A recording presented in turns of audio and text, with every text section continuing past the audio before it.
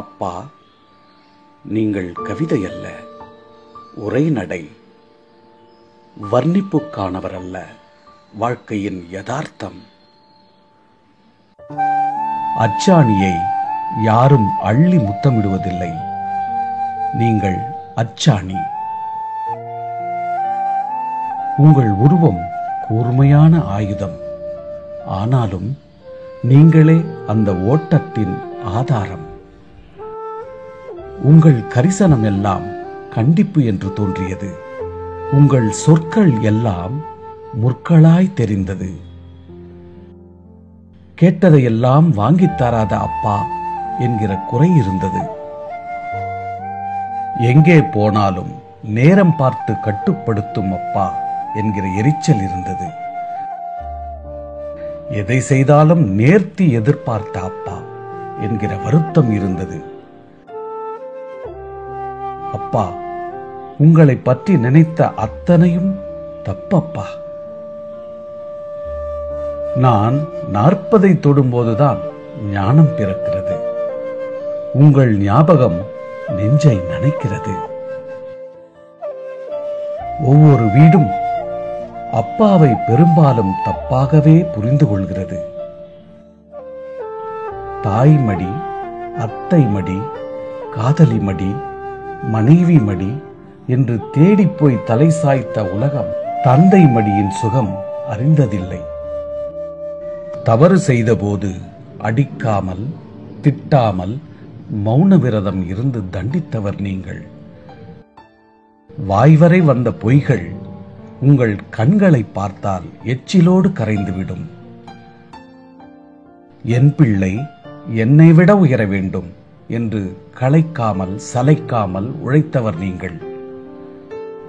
அலுவல் முடிந்து அழுக்காய்தான் நுழைவீர்கள், ஆனால் கரைபடியாத கரத்தோடு வருவீர்கள்.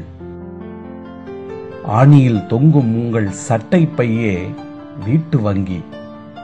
அது குண்டாயிருந்தால் கொண்டாட்டம், அது ஒட்டி போயிருந்தால் கலக்கம். இருந்தாலும் சந்தோஷத்துக்கு பஞ்சம் வராமல் பார்த்து கொண்ட குடும்பத் தலைவன் நீங்கள். பக்கத்து வீட்டை பார்த்து நீளம் உயரம் தாண்டக்கூடாது என்று போதித்தவர் நீங்கள். அம்மாவை புகழும் பொழுது சத்தக்குரல், அம்மாவை திட்டும் பொழுது சன்னக்குரல் என்ற புருஷ இங்கிதம் தெரிந்தவர் நீங்கள். உன் அம்மாவை நான் கோபித்தால் பாசம், என் மனைவியை நீ கோபித்தால் மோசம் என்று கட்டியவளை விட்டு கொடுக்காத கண்ணிய கணவன் நீங்கள். வாட்ட வந்த வறுமையை சிரித்து பேசி வழி அனுப்பி வைத்தவர் நீங்கள். இழக்கக்கூடாத செல்வம் தன்மானம் என்ற கல்வியை தந்த வீரர் நீங்கள். நான் வென்றபோது தேங்கி விடுவேனோ என்று கைதட்டாமல் கடந்து சென்றீர்கள். நான் தோற்றபோது வாடி விடுவேனோ என்று வாஞ்சையாய் அணைத்துக் கொண்டீர்கள். உண்மைதான் உன் சிபாரிசு கடிதம் என்று உணர்த்திய நண்பன் நீங்கள். ஒழுக்கம்தான் உன் முகவரி என்று என் நெஞ்சில் எழுதிய ஆசான் நீங்கள். எந்த தவறிலும் விழாதவர் நீங்கள், எந்த துயரிலும் விழாத வேர் நீங்கள். வண்டிக்கு எரிபொருள் கூட போட முடியாத சம்பளத்தில் எப்படி வாழ்க்கை வண்டியை வெற்றிகரமாக ஓட்டினீர்கள் அப்பா. சுமைகளை வீட்டில் கூட இறக்கி வைக்காமல் சுமந்து திரிந்தீர்களே அப்பா. இருக்கிறதை வைத்து எப்படி இலக்கணம் போல் குடும்பம் நடத்தினீர்கள் அப்பா. அப்பா அப்பா என்று உங்களை வியந்து கேட்க 1000 கேள்விகள். இதோ காலம் வெளுத்து போட்ட நரைமுடியோடு, வாழ்க்கை கசக்கி போட்ட முக சுருக்கங்களோடு,